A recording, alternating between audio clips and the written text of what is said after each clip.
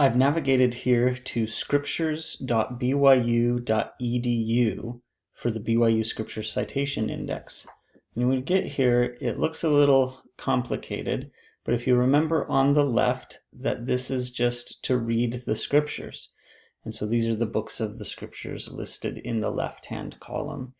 You probably have a more convenient way to access the scriptures through the Gospel Library app, so I don't really use that.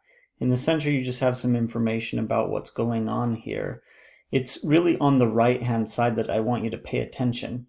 So let's say you're reading your scriptures in the book of Isaiah and you're confused about something the prophet says. So I navigate here to the book of Isaiah. And when I go in there, I have all of the books of Isaiah. So let's just pretend I'm reading Isaiah chapter 52. I'll go to chapter 52 here. And these list all of the verse groupings that a prophet has specifically quoted as part of their general conference talk in the latter days.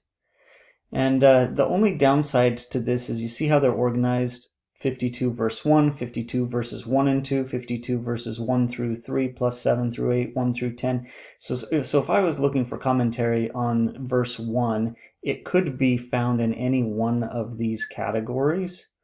But the number in brackets next to it shares how many quotes there are available regarding that verse or verses. And so that's kind of cool.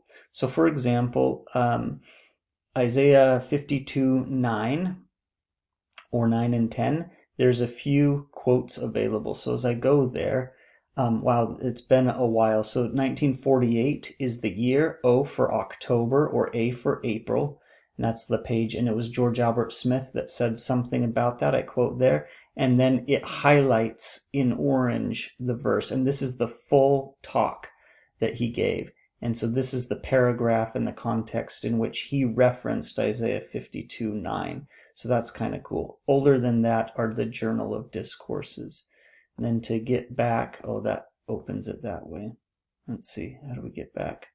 Citation Index. Actually, this looks a lot like the downloadable app right here. This portion, I believe, is what the app would look like. And so you can go through, maybe try to find something a little bit more recent than 1948 as you study in your scriptures.